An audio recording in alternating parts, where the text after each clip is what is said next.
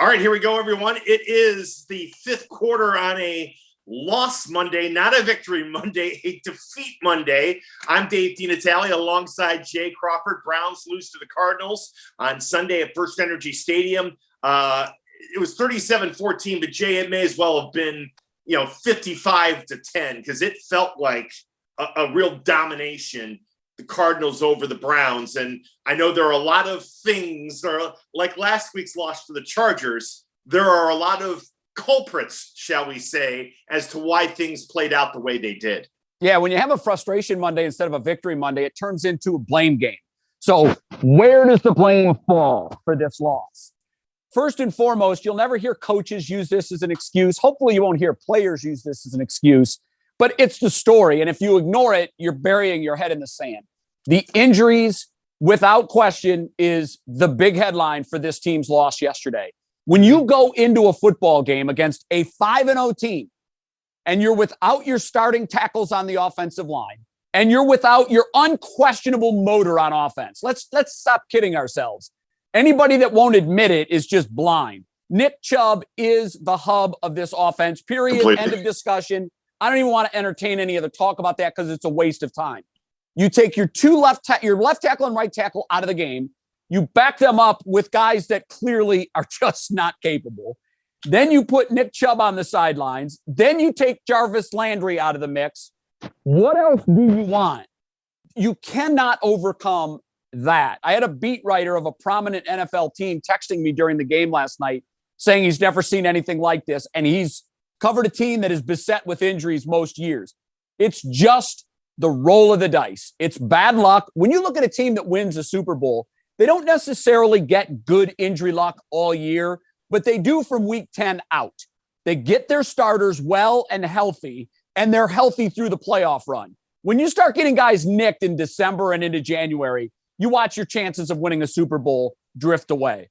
The good news here is the injuries are hitting this team early, and they're not injuries that should be sustaining for the length of the season. Get these guys healthy, regroup. This is by far the worst loss of the season. The big story was the injuries. To me, the second headline here is the defensive backfield of the Cleveland Browns is as bad as I've seen in the NFL in a number of years. And I know that sounds like hyperbole. You've now had back-to-back games where quality receivers, I'm talking the likes of A.J. Green and DeAndre Hopkins, are just lost by the defense. Nobody has them. They're running free. They're wide open. We saw it last week against the Chargers too. Great wide receivers. And everybody's looking around like, oh, I thought you had him. No, I didn't have him. I thought you had him. Right. Miscommunication is unacceptable now that we're at week 6 of the season. So the injuries you can't do anything about. You hope everybody gets healthy. But the play of the defensive backfield, if that doesn't improve and they continue to give up 35, 37, 38 points a game, you're looking at a 7 to 8 win season, and no way this team can even begin to entertain thoughts of making the playoffs. So you control what you can control. The officials are horrible. Why were they bad yesterday? Probably because the Browns spouted off after the horrible performance from the refs last Sunday. Dino, you're a baseball fan. Yes. One sure way to make sure you never get the benefit of the doubt on ball strikes calls is to show up the home plate umpire. Look at him for 3 seconds after a bad call. Throw your hands in the air, drop your helmet, throw your bat. All you do is ensure that the corners, the edges will forever be the pitchers. And the NFL umpires are the same way. We've seen this time and time again. When you criticize the zebras, you pay the price in the long run. Yep. Keep your mouth shut. Let the fans and the media take care of the obvious. Anybody watching the game knows that wasn't roughing the passer. Anybody that has any knowledge of the game knows that last week it wasn't pass interference. Those calls will happen, and they tend to even out unless you complain about them. Right. So my big headlines are you got to get healthy. The defensive backfield must begin to play football like we know they can. And just stop complaining about the bad calls. You're going to get them. They happen. Hopefully they even out. I'll tell you this. Thursday is a make or break game for me. You fall to 3-4 in this division because we now kind of know what it is. You're a third of the way through the season. You know the Ravens, even though the Lions game was a straight L, period. The standings has them at 5-1. The Bengals are 4-2. Now you're tied with the Steelers for last. Right. So it's go time. This is a Broncos team that they should beat. Period. End of discussion. They've got to get their players back, but they've got to beat this Denver team. Win this game, be 4-3, take an extended break to exhale and get everybody healthy. And then maybe you can start thinking about putting a run together and 4-3 becomes 5-3, 6-3. Then at 6-3, you're sitting there pretty good. But right now, if they lose that Broncos game, that's the equivalent of the season getting sideways, and it might not be able to be pulled back in and get recovery. Okay, what do you do about the quarterback? Now, Baker Mayfield had yet another shoulder injury yesterday. Heart stopped because all of a sudden it was like it looked even worse than what we saw in that game earlier this year against Houston. Yeah. He's out there fighting. He's out there, with his weapons and his offensive line battered. Is it, given what you just said, the Browns have to win this game Thursday against the Broncos, but is there an argument to be made that maybe Case Keenum healthy gives you a better chance to win? No, not unless in practice they see Baker just isn't accurate, can't throw the football. Look, it's convenient, and this is such a lazy fan's excuse to look at the quarterback. It drives me nuts because you're closing your eyes to the facts. You're not looking at the truth. You give me any quarterback in the NFL and you take away the best running back in the NFL, his left and right starting tackles, and his most productive and most reliable wide receiver, I'm sorry, that's going to be an L. That's too much to overcome. And so you have this pocket of fans who try to stir up trouble and will immediately say on a poorly thrown ball, and Baker will tell you it was poorly thrown, and the 2 fumbles that he lost, anybody that tries to shift the narration of this loss to the play of the quarterback really should lose their fan card. If you want to question Baker's play when he's got his full complement of offensive line and star players in the skills positions, that's very fair. And also if the injury appears to be too much and you're risking losing him long-term and you want to go with Case Keenum, then do so at your own risk. But I'll tell you, Baker Mayfield is not the problem with this football team. And anybody who insists that Baker Mayfield is the biggest single problem on this football team doesn't quite understand the game. And I hate to be so harsh about it and so blunt, but this is from years of talking to NFL general managers. The one thing that was always impressed upon me was the quarterback gets way too much credit when the team wins, and the quarterback gets way too much blame when the team loses. And I think what we're seeing now is because things are starting to spiral out of control, particularly because Baker didn't take care of the football yesterday, everybody wants to immediately take the easy and lazy way out and say, oh, it's got to be the quarterback. It's got to be him. I'll remind Browns fans, we can go to the well again. We can go back to that drawing pool of quarterback after quarterback after quarterback again. Good luck. We know how that worked for us. The one thing I've always maintained is before a franchise can be considered elite, and I told you last week, my definition of elite is playoff team. Yes. If you do it one year, that year you're elite. If you do it like the Steelers 12 years in a row or 17 years in a row, and like the Seahawks 12 years in a row, you have an elite organization who now has learned how to plug and play, and they know how to keep winning. Browns are not that organization yet, but they're an elite team based on last year's definition. Period. End of discussion. They were in the final 8 teams that were still alive. That puts you in the top 25%. So will they be this year? Way too early to make that judgment. But I would just caution anybody who is ready to say, let's move on from Baker Mayfield. You better have a solution if you're constantly screaming that that's your problem. And if Case Keenum is your current solution, good luck with that. That's all I'm saying. All right. Meanwhile, let me go to one more player. Then I want to get to the coaches, but in particular head coach.